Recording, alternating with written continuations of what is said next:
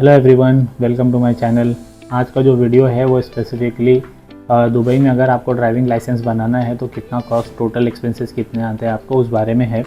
तो इसमें मैं आपको डिफरेंट कैटेगरीज़ के लाइसेंस बनाने के लिए ऑप्शंस है। जैसे कि अगर आपके पास आपकी होम कंट्री का ड्राइविंग लाइसेंस है जो 2 साल से ज़्यादा पुराना है तो कितना एक्सपेंसेस आएगा, और आपकी होम कंट्री का लाइसेंस अगर 5 साल से पुराना है तो कितना एक्सपेंस आएगा, और आपके पास अगर आपकी होम कंट्री का लाइसेंस नहीं है और आपके पास कोई भी एक्सपीरियंस नहीं है 4 व्हीलर गाड़ी चलाने का, तो अगर आप फ्रेश लाइसेंस बनाना चाहते हैं दुबई में तो टोटल कॉस्ट आपका कितना आएगा। और इस वीडियो में एडिशनल कॉस्ट की भी बात करेंगे कि अगर आप कोई एग्ज़ाम फेल कर जाते हैं, जो थियरी टेस्ट, असेसमेंट टेस्ट या फिर आपका स्मार्ट टेस्ट या फाइनल रोड टेस्ट है, और अगर आप वो फेल कर जाते हैं तो कितना एडिशनल कॉस्ट आपको पे करना होता है, वो आपको इस वीडियो में टोटल इन्फॉर्मेशन बताने वाला हूँ मैं आपको कि कौन से स्टेप में कितना पेमेंट होता है। और अगर आप फर्स्ट अटेम्प्ट में ही पास करते हो विदाउट एनी रीअपियरिंग ऑफ एग्ज़ाम, यानी कि आप किसी भी एग्ज़ाम में फेल नहीं होते और फर्स्ट अटेम्प्ट में पास करते हो, तो आपका टोटल कॉस्ट कितना आने वाला है। तो स्टार्ट करते हैं। जैसे ही आपने किसी भी ड्राइविंग स्कूल में आप गए और आपको एडमिशन लेना है ड्राइविंग लाइसेंस बनाने के लिए, तो सबसे पहले आपके पास आपका एमिरेट्स आईडी होना कंपलसरी है।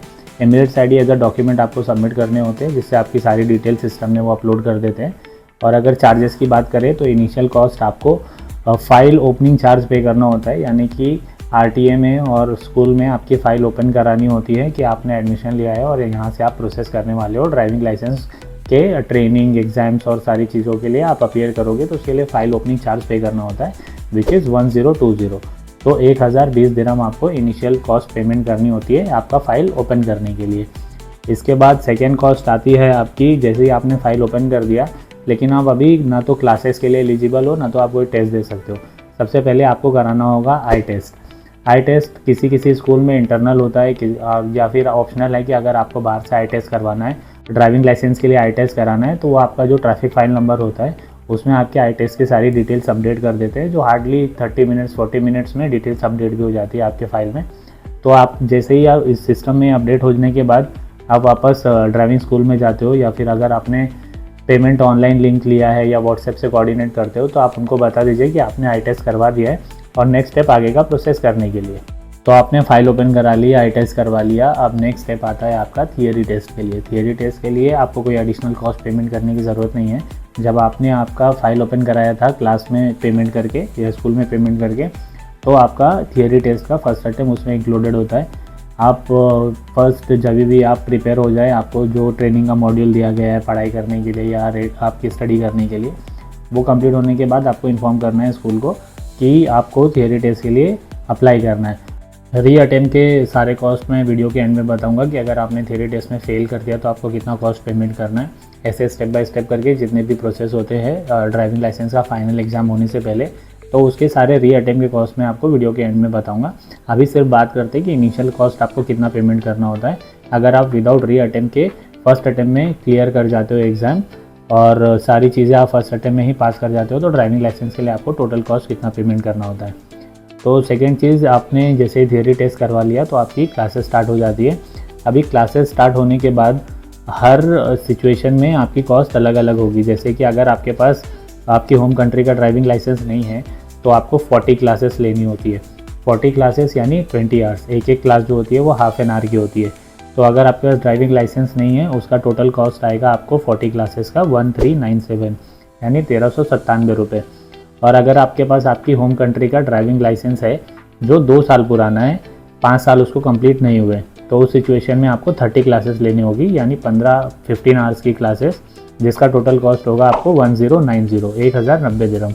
और अगर आपके पास ड्राइविंग लाइसेंस आपकी होम कंट्री का जो 5 साल से ज़्यादा पुराना है, तो आपको सिर्फ 20 क्लासेस लेनी होगी, जो 10 आवर्स की क्लासेस होती है, उसमें आपका टोटल कॉस्ट आएगा 672 दिरहम। जैसे ही आपने आपकी क्लासेस का जितना ड्यूरेशन है वो कंप्लीट कर लिया, तो आपका सबसे पहले होगा असेसमेंट टेस्ट।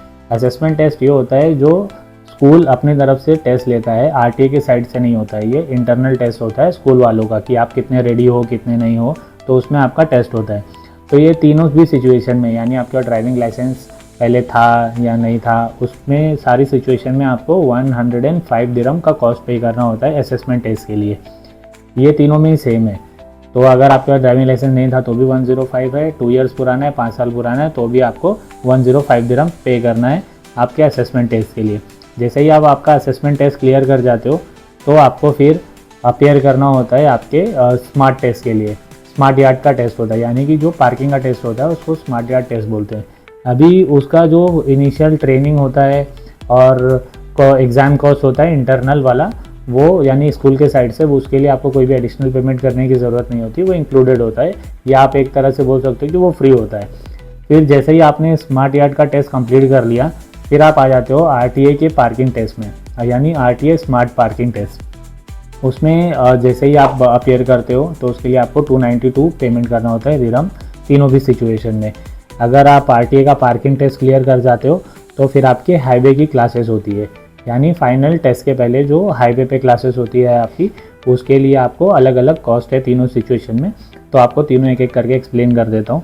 अगर आपके पास आपकी होम कंट्री का लाइसेंस नहीं है तो आपको 336 दिरहम पे करने होंगे हाईवे की क्लासेस के लिए, और अगर आपके पास 2 ईयर या 5 ईयर का है तो इन दोनों सिचुएशन में 168 दिरहम 168 दिरहम पे करना होता है हाईवे की क्लासेस के लिए।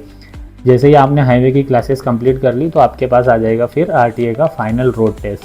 अभी आरटीए का जो टेस्ट है उससे फ़र्क नहीं पड़ता कि आपके पास आपकी कंट्री का लाइसेंस था या नहीं, आपने सारे ट्रेनिंग मॉड्यूल कंप्लीट कर लिए तो आपको एक सेम कॉस्ट होती है जो तीनों सिचुएशन में, वो 292 दिरहम की है। यानी आपको 292 दिरहम 292 दिरहम पे करने होंगे फाइनल टेस्ट में अपीयर करने के लिए। जैसे ही आप ये सारी सिचुएशन कंप्लीट कर लेते हो, आपके एग्ज़ाम्स कंप्लीट कर लेते हो, आपकी ट्रेनिंग कंप्लीट कर लेते हो, तो आपको लाइसेंस इशू करने का अलग से कॉस्ट पे करना होता है, जो आपके इसके अभी तक जितने भी एक्सपेंस किए हैं वो उसमें इंक्लूडेड नहीं है। ये लाइसेंस का चार्ज, यानी कि आप जब लाइसेंस प्रिंट कराते हो तो ये प्रिंटिंग कॉस्ट और आरटी के जितने भी कॉस्ट है वो लाइसेंस इशू करने के लिए आपको 528 दिरहम यानी 528 दिरहम का टोटल कॉस्ट पे करना होता है आपको। तो जैसे ही आपको ड्राइविंग लाइसेंस इशू हो गया तो अभी मैं आपको टोटल कॉस्ट बता देता हूँ कि अगर आपके पास आपके होम कंट्री का लाइसेंस नहीं था तो उसमें 3970 दिरहम आपका पेमेंट हो चुका है, और अगर आपके पास ड्राइविंग लाइसेंस था जो 2 साल से पुराना है तो उसमें 3497 दिरहम आपने अभी तक पेमेंट कर दिया है, और अगर आपके पास ड्राइविंग लाइसेंस था जो 5 साल से पुराना है तो अभी तक आपने 3077 यानी 3077 दिरहम पेमेंट कर दिए।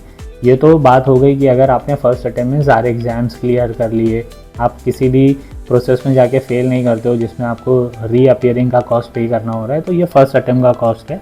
तो अब बात करते हैं कि अगर आप किसी भी सिचुएशन में या कोई भी टेस्ट आप फेल कर जाते हो तो आपको कितने कॉस्ट एडिशनल पे करने होते हैं।